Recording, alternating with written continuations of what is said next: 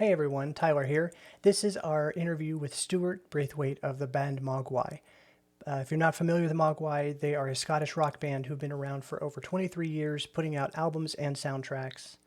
A special thank you to Paul Devine for connecting us and helping set up this interview. It would not have happened without Paul, so thank you, Paul. And if you want to see us interview more people, uh, try tweeting them and connecting with them with us. I'd love to talk to Trent Reznor, Dave Grohl, Paul McCartney. But anyway, just enjoy the interview. Stuart, thank you for joining us. We kind of got in touch with each other because you posted a Twitter post raving about the new Song Exploder episode on Netflix about Nine Inch Nails and the song "Hurt," and how big of a fan you are of Nine Inch Nails. And then one of our fans kind of replied to that and said, "Hey, you should check out this other podcast." And so that's kind of where I stepped in and kind of said, he was like, "Oh man, it'd be really cool to chat about Before the Flood and Nine Inch Nails." And um, we're, we started out as a covering Nine Inch Nails on our podcast. So maybe we'll just kind of start with chatting about Nine Inch Nails and how the three of us are all big fans of Nin. Um, how did you get into Nine Inch Nails, Stuart? Um, I think the timing for me was really perfect. Like they came out just when I was like getting into music, um, and I actually remember I picked up the 7 inch of Head Like a Hole, Hmm. like a department store here in the UK called Woolworths that isn't even there anymore, and like I just totally like wore it out, just like really loved it. Um, and then got the Pretty Hate Machine album and like just completely rinsed it. And that was the podcast of you guys that I've listened to. Oh I yeah. actually only listened to one so far, and I really dug how like in depth you went into it. And even though it's like a record that I know inside out, like I actually learned a lot just listening to you guys talking about Oh, it, that's awesome. especially the like the music, the kind of music theory side of it, which I just never thought about because I don't play the keyboard, so I don't really know how to play the songs. I'm just a Sure. fan. But yeah, it was a blast. But like yeah, I've been a huge fan since then, and then been in the weird position of kind of getting a kind of mutual respect situation with us and the band, and meeting Trent a bunch of times, and then like as we'll probably go on to getting invited to be involved in the Before the Flood movie soundtrack with them, which was amazing, really cool. So, I mean, that feels like as good of a segue as any. Like, how did that collaboration come about? Um, well, I mean, I guess they came to a couple of Mogwai shows, Hmm. and when maybe the last time Nine Inch Nails played in Scotland, like I went down, sit and hung out with Trent a little bit, and yeah, it was kind of knew each other, not super close or anything, but yeah, we know each other. And then I guess they must have heard some of the soundtrack work we'd done as well, Hmm. and their kind of plan, I guess, for Before the Flood was to have a bunch of different people, well, three different sets of composers. Um, is it Gustavo Santaolalla? Oh, really bad Mhm. at pronunciation, but he Hmm. did a section. Trent and Atticus did a section. We did a section, and also there was a bit of collaboration. They played one of our songs. We played one of their songs, and I think they did the same with Gustavo. And yeah, I thought it turned out really cool.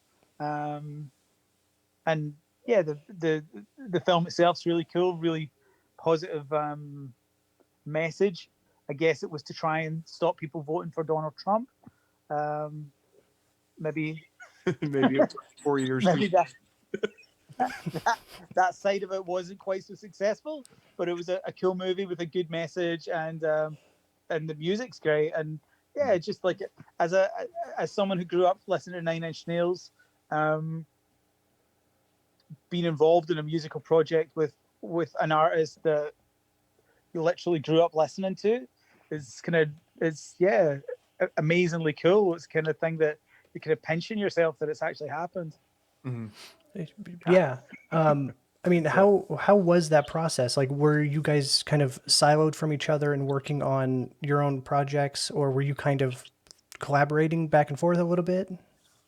Um, when I say collaboration, what really happened was that we both played each other's music. So the collaboration was that they played a piece that we'd written, and we played a piece that they'd written. So, and obviously we're in Europe and they're in the States, so it was all done digitally. Also, we were brought in pretty late into the project, so we had to kind of turn it all around pretty quickly. So it was really, really intense. And I actually remember, because the collaboration element hadn't, maybe it had been mentioned to us and we're just so dozy we hadn't really absorbed it. But like, we just got in the studio one morning and it was like, oh yeah, and we've done one of your songs, and we were like, holy shit, this is amazing. Like it was a surprise as I remember it. And we did the same with one of theirs, and yeah, it was really good. And the relationships continued as well, because actually on our new record, which is out next month, As the Love Continues, I should be pushing it since Oh yeah. yeah, I'm in promo mode. Atticus actually did some work on our record too. He did a really amazing string section and played some extra synths and guitar as well. So yeah, it may be, it may not be the last time we do something together, which would be yeah, I would be extremely happy if that was the case. Nice. So, before we move on to digging into some questions we have about the new record, I did want to point out that even with the four different credited composers on Before the Flood, it was remarkable to me how sonically cohesive it was. And I was wondering if there was any sort of discussion or planning of sort of the musical vocabulary of the project, or if it just kind of clicked. Not that I recall. Although I do think they might have had a bunch of our demos and kind of, and again, this goes back to my memory, which is shocking. They might have had, because what we quite often do with soundtracks, and I'm sure a lot of people do, is they provide a lot of music at a very unfinished state, and then people say, yeah, I like that, I like that, I like that. So I think that might have happened. But yeah, you're right. It is quite, it's quite seamless. I've listened to the whole thing, and Yeah. obviously I think Gustavo uses a lot of a South American string instrument that I can't remember the name of, like a kind of like lute type guitar type thing. So that's very distinctive. But other than recognizing that, there's definitely a weird thread that seems to run through it. Yeah. That impressed the living hell out of me. Yeah, seriously. Listening to it, if I was listening to it without looking at whose songs were done by who, I don't think I could pick out and say, oh, that's definitely Trent Atticus. That's definitely this. And, it was very, very cohesive. Do you remember how long it took how long you were working on the project from start to finish? Honestly, like really not long. I Okay. mean, a couple of weeks, maybe. I in the studio, maybe even a week.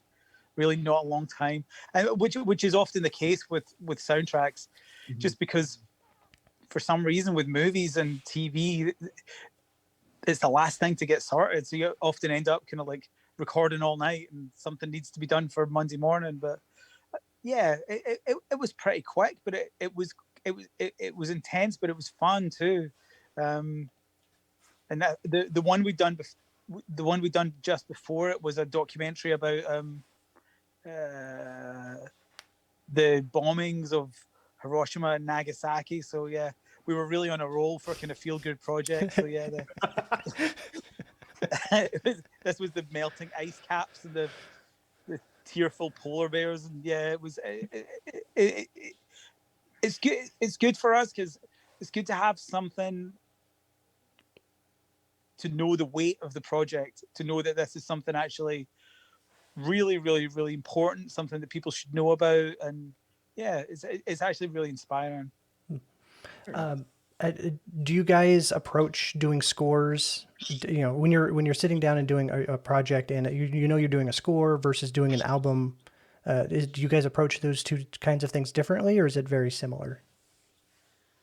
I think the basic mechanics are similar. It's still just sitting down with a guitar or a keyboard or whatever and just trying to write some music that you like. But Mm-hmm. I think if it's a score, then you know you're part of a bigger project. And at the end of the day, you have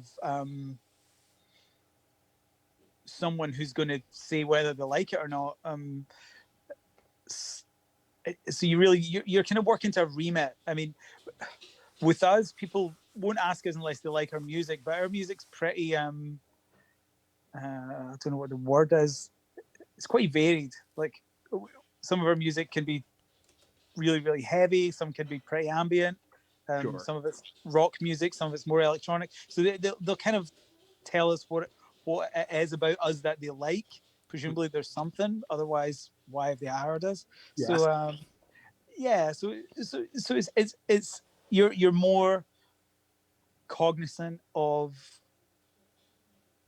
what the people want. Whereas if it's our own records, that's just what we want. And yeah, we can't fire ourselves. Although maybe at times it may be a good idea. Oh yeah, well, there's that whole torture of the creative process. It's like, yeah, this might be kind of good. Nope, I think it's shit. So with your catalog with Mogwai being so steeped in kind of atmospheric instrumentals of various flavors, do you feel like it was a natural extension for the band to go on to doing score work?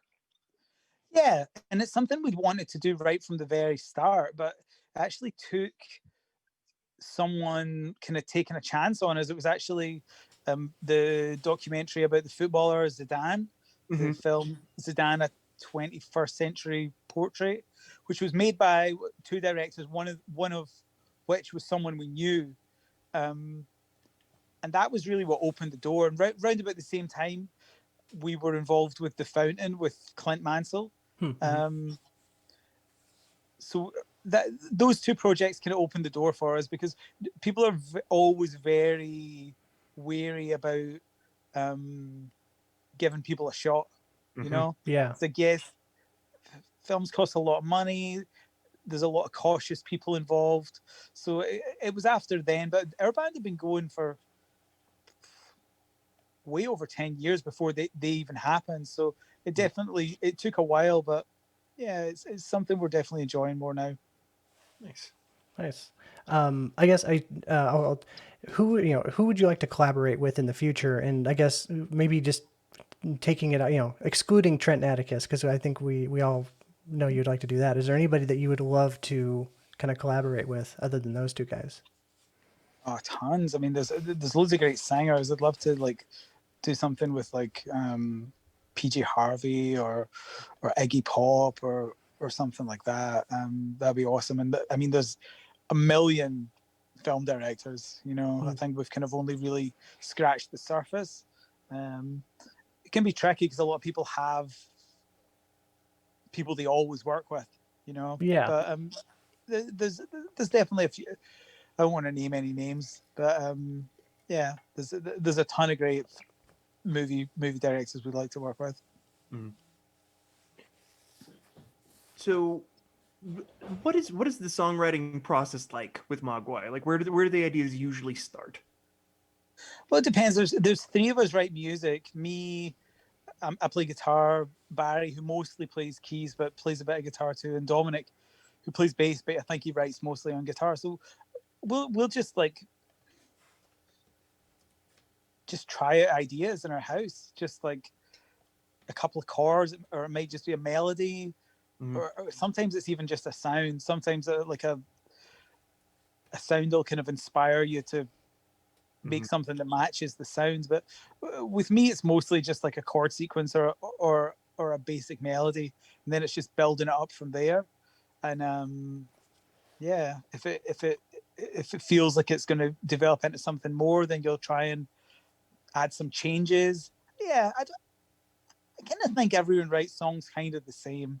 You know, sometimes going to hear people and they have these kind of like, I don't know, slightly grandiose stories about their inspiration, and I'm like, this sounds like bullshit. I reckon you just sat down and played until it sounded good, like everyone else on the planet. But I mean, it's changed a bit with technology, because now I use, well, it's Logic I use, but I use a computer, and I can build things up to quite a developed level. Whereas back in the day, we started in the 90s, and it would literally just be like going in with like a very basic idea, and everyone just playing in the room till it sounded like music.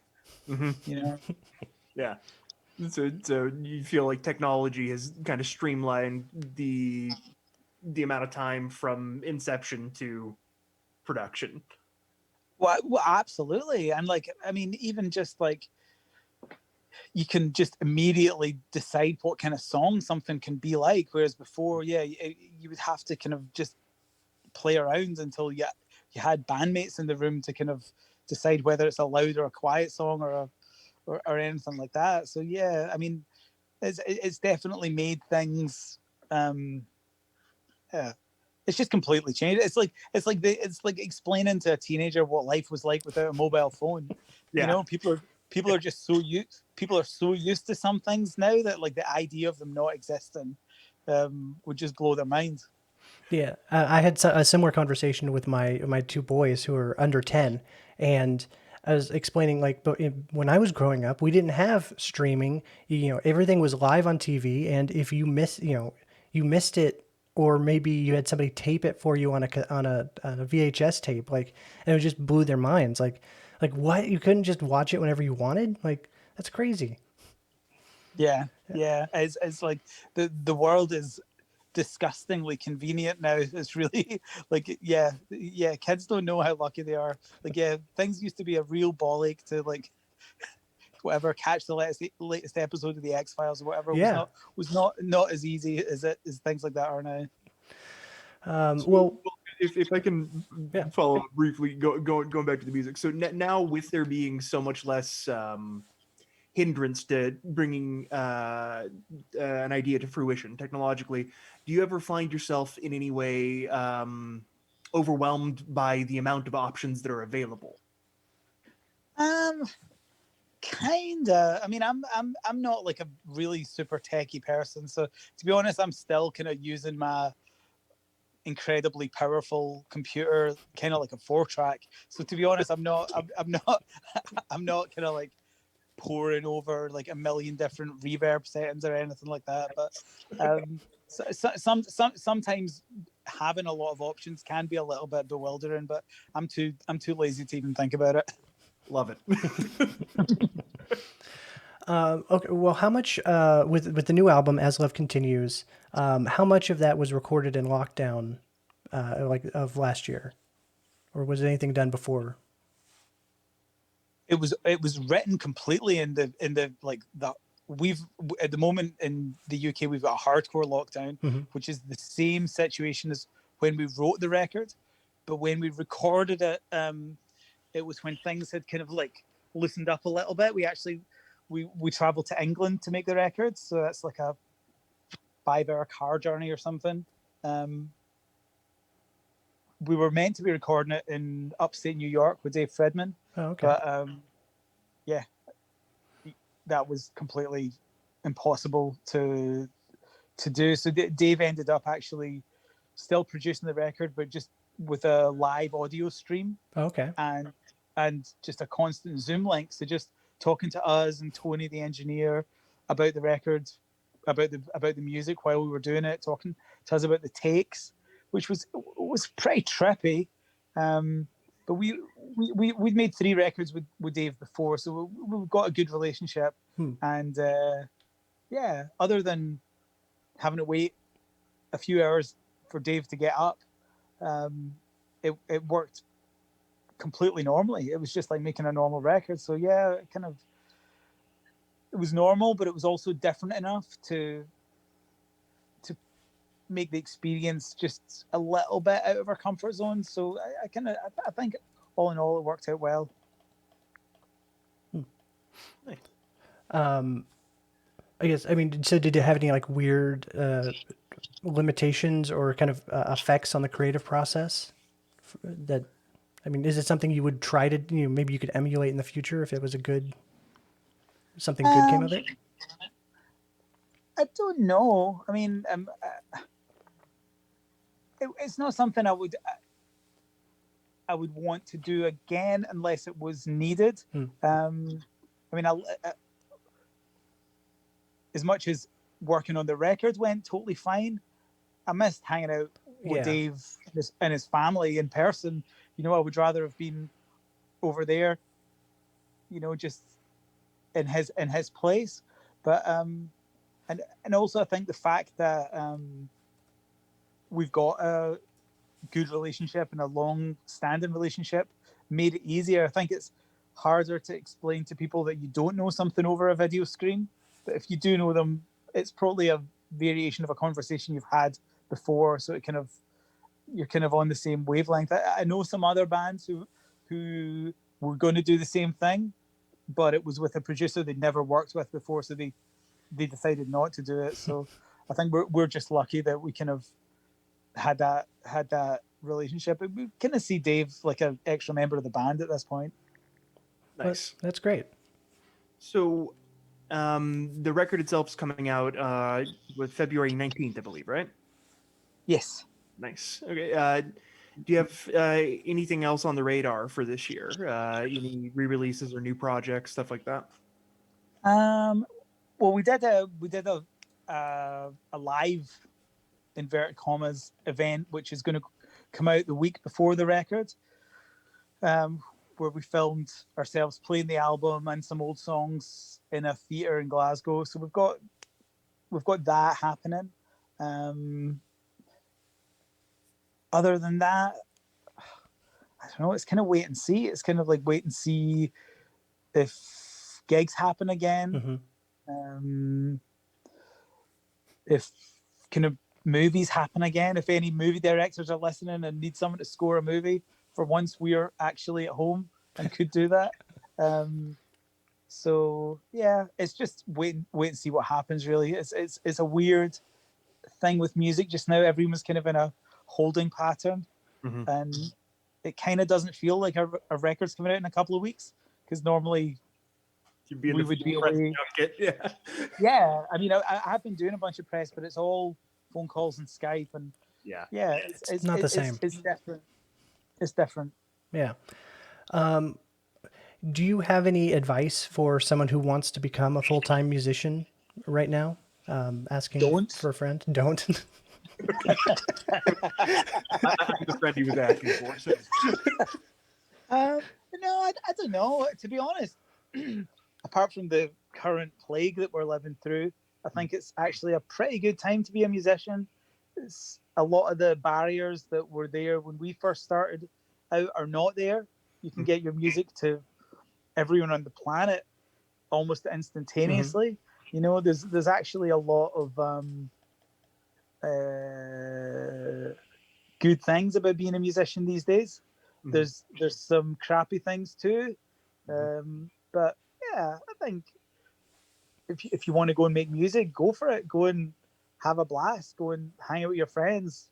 Yeah, make as big a weird noise as you can and have fun doing it. Yeah, no, I think it's. I mean, people are really down on some of the negative things about music, and they are there. Like I'm not gonna lie, it's hard to make money from putting a record out these days, but we've went and played in parts of the world that I can't even. It blows my mind that people know about our music, and the reason that we got to go there is because people don't have to pay for music anymore. So like there is kind of there's ups and downs. So I guess just kind of wrapping up here on a personal note. What are the things you've been doing to just stay sane, stay tethered during all this, aside from putting out an awesome new record? I've just been I've got into some other things. I've got into doing some writing. I've been doing some writing. I've got dogs, so they've been getting some pretty epic walks. Me and my wife have kind of got into in the last few days, like we're just binge watching every documentary about people climbing Mount Everest. Like, yeah, all every random pointless thing that you'd never think that you've got time to do. Now you've got time to do. So I kind of kind of I think there's something to be said for that, definitely. I love that positive approach. It's fantastic. Well, I mean, Tyler, unless you've got anything else, No, I think that kind of wraps us up. Stuart. All right, guys. Thank Man. you so much. Yeah, thank All right, you. cheers, guys. Yeah. See you later on. Bye-bye. Bye.